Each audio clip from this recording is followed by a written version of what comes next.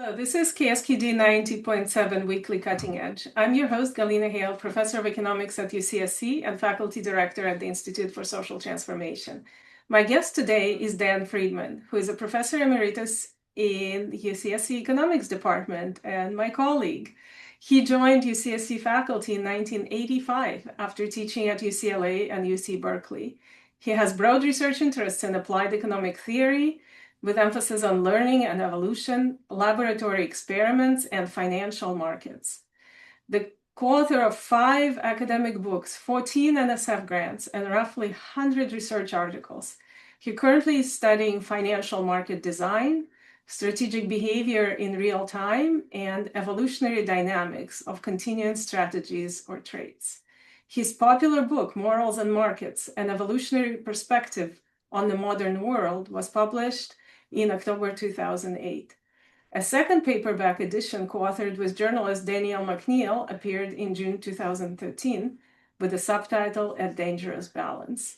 I'm very happy to introduce Dan Friedman to you. Hi, Dan. Hi, Galina. So thank you so much for talking to me. I find conversations with you always really fascinating, and I'm very happy to share it with our audience. So I think we're going to end up talking about the philosophical questions of, the future of the earth and how the capitalism can or cannot be sustainable with that. But before we get there, can you tell the listeners what is market design? What's wrong with the financial markets? Why do we need to think about designing financial markets? Why can't we just let them be what they are? Yeah. Some markets, I think you can let them just be what they are. Farmers markets work pretty well without a lot of regulation. And there's some things that markets might come in on their own, but we don't really want them. Slavery is one thing that comes to mind. Hmm. Um, Then there's this broad class of things that could be done by the market, and if the market does well, that would be great. But left to its own devices, it might not work. So there needs some regulatory guidance or some sort of governance from the outside.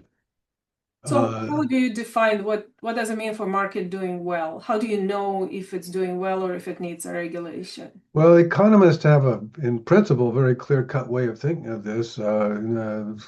Social welfare, I mean, in the simplest version is well, actually, I think probably better not talk about Pareto optimality versus equivalence principle. But there are not basic ways that you can, in principle, think about, what's good for society as a whole in terms of, looking at individual benefits and costs and the balance being as positive as possible.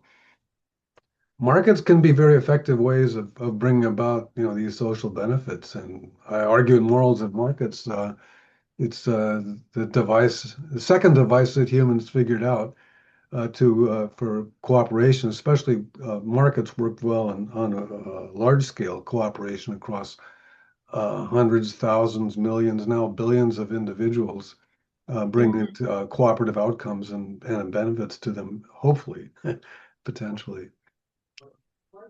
So when people imagine an economist or, when non-economists are, have a stereotype of economists is usually about individual benefits, personal utility, because that's the stuff we teach in Econ 1. And I guess a lot of people kind of think that's what the economists think about. So what would be your response, I think, in terms of, as a economic theorist, what is that economists do to understand the balance between the social welfare and the individual optimizing their utility, companies maximizing their profits, this individualistic dismal science kind of point of view? Right now, economics had the reputation from the beginning, or even before the beginning, really, when it's just part of moral philosophy. Back 200, well, 300 years ago, there wasn't a separate field called economics. It was all moral philosophy. And Mm-hmm. there's a certain branch of it that was considered dismal Mm-hmm. by Malthus and people like that who were, thinking that uh, there can be problems. And, Malthus, well, I don't want to get into too much about Malthus, but he came to dismal conclusions in reasoning about things. But Mm-hmm. his style of reasoning was actually very thought-provoking and led, I think, to important developments in social science, moral philosophy, what we now call social science. The founding idea of economics, though, when it became really separate, is generally attributed to Adam Smith. And the central idea he had there, which was not an obvious one at all, is that selfish behavior can, I want to emphasize can, not automatically, but can promote the social good. And that markets can make that harmonization between private gains, individual gains, and social benefit. And that's a very deep and important idea. It's sometimes been misinterpreted or misrepresented, but it's very central to how economists think about these things.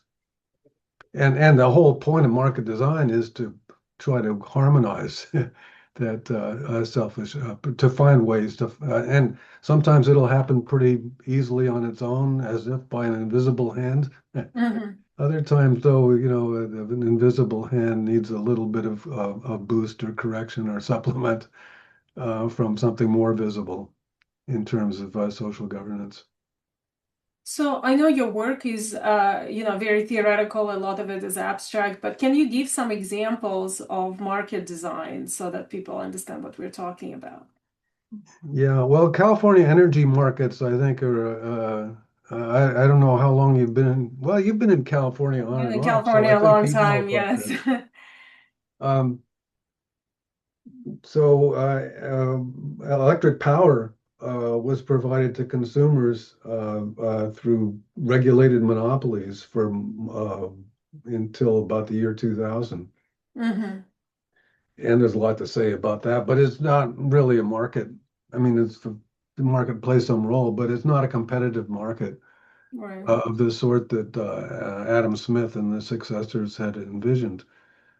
And there was a lot of policymakers who thought, part of the times, I guess, is that we could do better if we had a more competitive provision of electricity.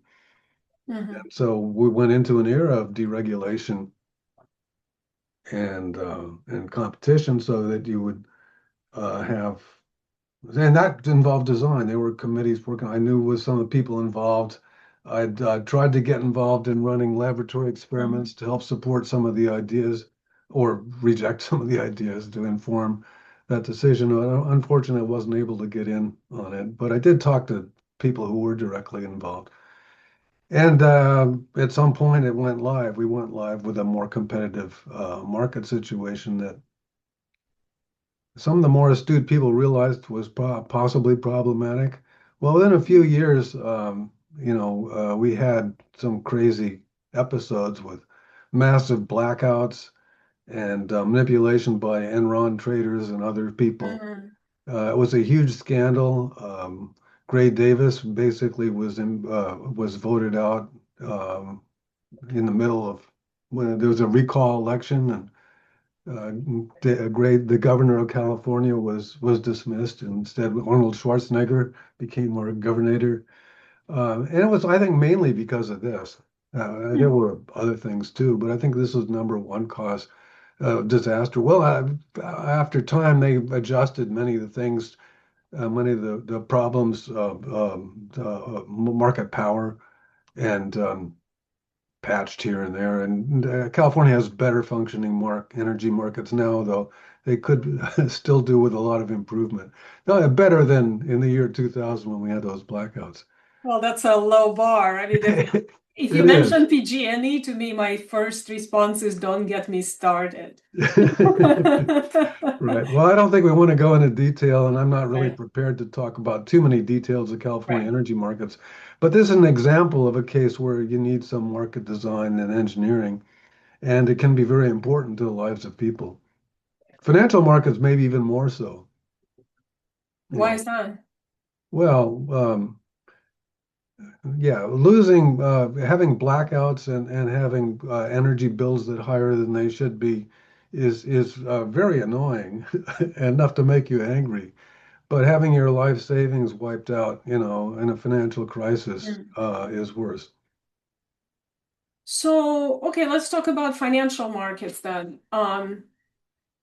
A lot of my understanding that a lot of the way financial markets function is kind of based on history, is how the markets formed, the stock exchanges. It was a lot of the committee decisions, I guess, at some point. That's why we have a Federal Reserve that is regulating the banks, was a result of the banking crisis, obviously. And so a lot of history in there. And then we have all this financial innovation that definitely is outpacing the regulator's ability to provide rules of the game for some of these new financial instruments and fintech stuff. So what what do you think is the state of financial markets right now, say compared to 2007, The 2007. just before Lehman crisis? Yeah, so one of the more dramatic financial disasters of our lifetimes was, 2007, 2009, something in there Mm-hmm. when many of the markets tanked. Yeah, there was a pretty bad recession, I guess the worst one since the Great Depression of my parents and maybe your grandparents' time. Mm-hmm. Um, So how would I compare where we are now? Well, in 2006 and 2007, I was talking with you weren't part of the faculty then, but some of the other international financial, some of our former colleagues, Michael Dooley and Michael Hutchison. I remember having a dinner with them and saying, okay, when's the next crisis and what'll it be? And we actually thought subprime lending might have something to do with it, and how bad would it be? Well, our worst case was about half as bad as it turned out to be. So it's hard to know in advance. Right. But there's sure lots of, plenty of warning signals now, and um, the innovation. One of the main causes of, probably the main pattern in financial crises and crashes is that there's something new. It might be finance per se, or it might be something else, where people are know that it's new, know it's important, but there's a great difference of opinion on how wonderful and how profitable it'll be. Mm-hmm. And optimists get the end up doing all the buying, and the pessimists sell. There's a limit to how short they can sell. So at some point, the pessimists are driven from the market. Right. And Or then you get a sometimes they're bubble not allowed, starting, huh? right? Or sometimes I wrote a little piece for the Federal Reserve, an economic letter on Bitcoin, because the short sales on Bitcoin were not allowed until the futures trading was introduced Hmm. in the exchanges. I don't remember what year it was, but we could predict that the price would drop immediately as soon as the pessimists are allowed into the market, because there is an instrument created for them. Because Yeah, right, unless you can short sell, only optimists participate in the market. right. So yeah, and it behaved exactly as we predicted. We made some news at the time where Right. Well, I think we might be in a bubble now. It's only in retrospect you can tell how far into Mm, a bubble you are, and nobody ever knows when it's going to pop and right. how bad it'll be. But yeah, I have a year ago, if we had this conversation and I talked about bubbles, I might be saying something your listeners hadn't heard. But there's so much talk of it. I think the Mhm. most optimistic view I can take now is there's so much talk about bubbles recently that maybe nothing's going to happen for a while. Oh, yeah, maybe it's deflating slowly, which does not always Well, no, happen. not even deflating, but it'll cost. Yeah, it keeps it from reaching that point where it will burst Hmm. when there's enough talk and caution out there. But there's not so much caution as to bring things back to what I would estimate to be fundamental value. So I think, yeah, we're I think we're in some kind of financial bubble, in some kind of danger zone. I don't see it necessarily happening immediately, but it could be. I think, and the worst that would happen, I think, would be no worse than what happened in 2007, 9. But who knows? Yeah, it's always this time is different, right? It always comes from the left field. Yeah, So, um, well, one question I have. I remember a statistic that's only about half of the US population participate in financial markets because the at other all half or directly. directly, like, so half the people don't buy stocks or bonds. Maybe they have a pension fund that is investing for them, Right. but maybe not even that. Most people just have no savings or some savings in a bank account. So, given that bank accounts are insured by FDIC, those half of the people who don't participate in financial markets, should they even worry about that? Like, why should they care that some rich people who've invested in some AI stocks lose, 90% of the value? Like, why? Well, in some cases they just don't need to worry because the financial bubble popping doesn't really affect the real economy that much in some cases. For example, the dot-com boom Mhm. and bust. I don't think that hurt the kind of people you're talking about, the half that don't have direct participation in the market. They weren't harmed very much by that. But 2007, 2009, it was another story because it was widespread enough that the unemployment shot up, went into a very severe recession. And it could have been even worse. So when people lose their jobs, the world we live in actually, if I would say financial crises are even more, or severe economic crises are more dangerous now than they were in the 30s. In the 30s, you still had a lot, the Great Depression, the Mhm. 1920s and late, well, starting in 29 and 1930s. In those days, a lot of people lived in the country or, had relatives or something, and they weren't going to starve. Mhm. They weren't very happy. They're blighted, but they wouldn't starve to death. Now we live in a world where, you don't have access to food unless you have money. Right. Right. Well, so that's actually a good segue to maybe morals and markets. Right. So, to me, what you just said means we really need to have a social safety net that would protect people from starving when they lose their jobs. And, if everybody in the family loses their jobs, right? So we have to rely on some government support. And so in the book, you kind of you relate the morals to the left, right? The political left and the markets to political right. But does it, I guess I'm sorry, I'm asking kind of a vague question. So does it have to be that kind of um, bifurcation, or is it more of an analogy? And the right can also you can have free markets with the rules of the game that also accommodate the morals and accommodate the social safety net. And I don't want to go into today's politics necessarily and the attack on social safety net that we see, but kind of a little bit more conceptually. Yeah, morals and markets didn't make me a lot of friends on the left or the right. Uh, People on the left didn't like me pointing out in fairly graphic terms the fall of the rise of this Soviet Union and China and the way it fell. I was pretty graphic. You know more about that than, Now about the than most Soviet, a people. little about China too, yes. Uh, but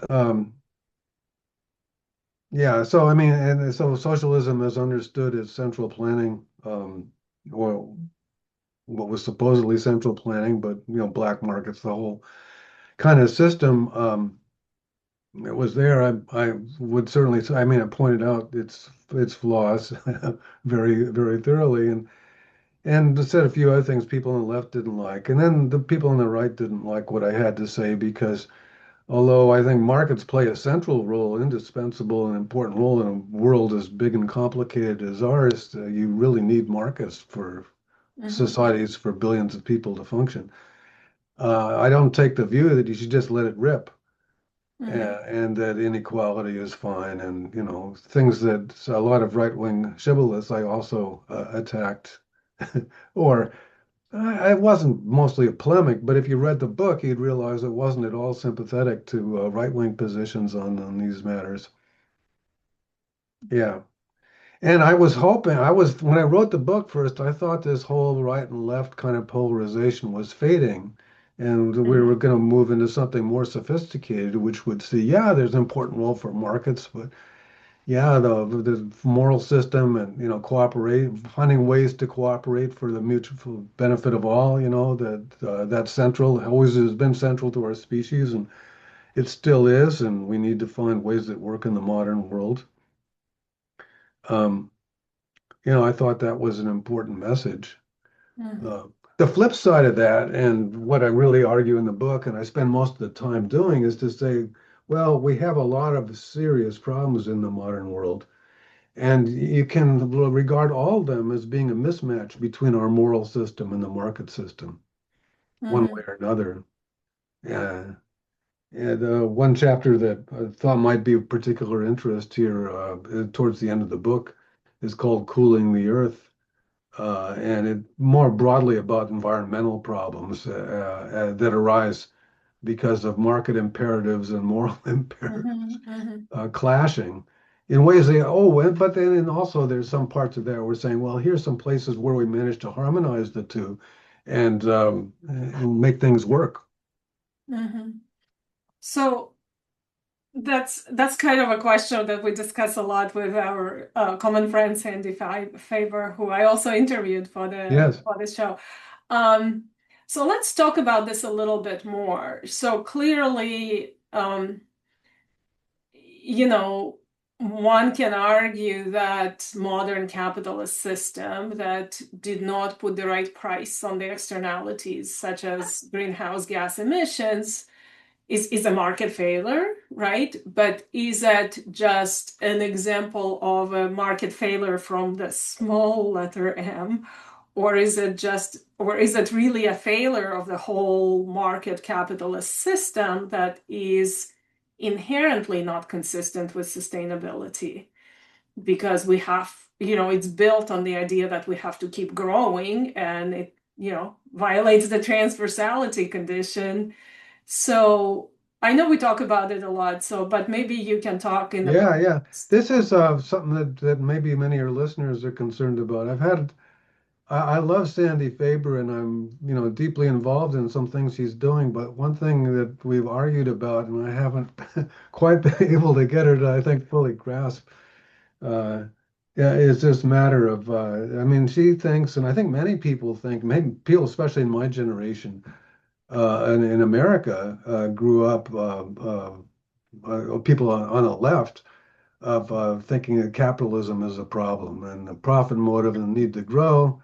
There was a whole discussion, Club of Rome. There was a whole history of understanding that to be the root cause. And I actually subscribed to that before I became an economist myself. And one of the reasons I got into it is because I really wanted to learn. And I came in with a belief that Sandy still maintains, and many of our readers do, that the underlying problem is capitalism, and we needed something, a system that was more socialist and less market oriented to survive on a small planet, on our planet Earth. I came to a different view though after becoming an economist and thinking about these things. And the real point, underlying point of morals and markets is that we need markets, we need morals, we need to find ways of harmonizing them. Both are somewhat adaptable. And to get sustainability on this planet, we don't need to suppress markets or smash Mhm. capitalism. We need to reorient, twist to we can talk about specifics. But the way forward is to use markets. They're a powerful engine, and if we're kind of working always at cross purposes with them, it's going to be disaster. But Mhm. if we can redirect it so it's going in ways that'll benefit the people, the planet, and the people that live on it, then we're going to be good for much longer time. The kind of future that Sandy's thinking about of thousands or millions of years. We need markets to have such a future. Right. So are you talking about then regulators designing incentives that are consistent with sustainability, but then letting markets do the, you know, resource allocation work? Yeah, exactly. I mean, carbon taxes or a tradable, carbon permits are a perfect example of trying to harmonize things. And my talks with Sandy and other people who were concerned, other people involved in this literature, if I could somehow get them to understand how important that is. It's at one time there was actual opposition or widespread opposition to this idea that you should allow that a carbon tax was a good thing or permits to burn fossil fuels would be a good thing, and that would be somehow condoning bad behavior, and we don't want to do that. Um, Not if you have to pay for that, right? So in economics, if you want to discourage something, you put price on it and make it high. yeah, exactly. I think it's deep insight from economics that you can harmonize these things by pricing them correctly. Mhm. Mhm. Yeah, Um, I'm a big fan of carbon credits. I think it works better than a tax because it's politically much easier to implement once you have the market and you require the permits. Like in the emission trading scheme that we have now in California, yeah, then you can reduce the number of those permits given out and let the market decide the price. right. And And in that morals and encourages markets, innovation. I talk about a little bit about in this chapter, a little bit about carbon taxes versus Mhm. tradable permits. And in the book, I'm not so sure I believe it now, but in the book, I come over in favor of tradable permits, partly because it's a way you could bribe vested interests, Mhm. by giving them these rights basically for free that would be very valuable in the market.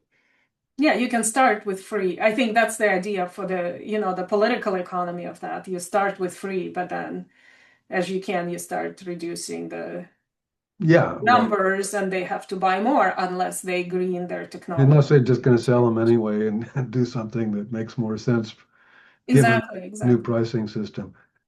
Yeah, I hope you'll have somebody on our guest to explain that kind of stuff in detail. Mm. Um, the main point, one of my main goals in being involved in all these activities is to convince people that, of the leftist with leftist sympathies that these kind of things are not only okay, but are can make all the difference between all Mm. the programs that they want to do. If you have the right individual incentives or firm-wide incentives in place, you can have capitalism working for you instead of against you, to reach these goals. And Well, so yeah, sorry, go ahead. somehow that's an idea that it's hard to if I could get that idea and get some traction on that, I'd be a happy man. Feel like my life was worthwhile if I could do that one thing. And not that I mean life is okay, but that would be if Mm. somehow I could shift opinion so that green people on the green side see not as some possibility and maybe okay, but I see it as a primary goal to put a price on carbon either directly or through tradable permits, and that's important, and they would could join forces with maybe people that are more on the right and actually push this thing through. I think that would make all the difference. Yeah, no, I think you're right about that. And I'm happy to see that, the state of California is on the right track. And, European emission trading scheme has been in place for since 2005, actually, but the prices only went up to the levels that matter over the last 7 or 8 years. Mhm. But we can see that the emissions have gone down in Europe as a result of that. There was a little blip there with the Russian invasion of Ukraine, where Germany started to burn coal again because they didn't have Right. access to alternatives. But apart from that, Europe is on the right trend, and California is reinvesting the revenues from selling those permits in green transition. Yeah. But having it in these fragmented things as opposed to a unified worldwide market, you're Mm, working at a small fraction of what it could be, the impulse it could be. I In the see. book, I talk about a case that I think is very closely analogous, although it's much smaller scale. Acid rain was a huge problem Hmm. in the 70s, 80s, and uh, the Republicans actually pushed a market solution. Democrats got on board too of tradable permits for sulfur dioxide, Right. NOx, and so on. And it was amazingly successful. The cost, the out-of-pocket cost for this is on the order of 1/100th of the benefits. Mm, And the fall in acid rain was several times what even the optimists predicted. So once you put the right pricing scheme in place and then let people figure out, people and corporations figure out what's the best way to deal with that, um, all kinds of good things can happen. Well, one thing, we're almost out of time, but I do want to ask you. So, one argument against is that, well, if you put the carbon pricing, that's going to raise eventually the price of gasoline. And so it's going to end up being passed on to all the consumers, and that's going to hit the hardest low-income consumers. What would be your response to that? Yeah, I thought a lot about that. And I think there's two things you want to do. First of all, is to make it so it's not a big shock. So I'd like to see a tax put in the form of that the post, say for gasoline, that a certain price that you have now, something below that is a floor.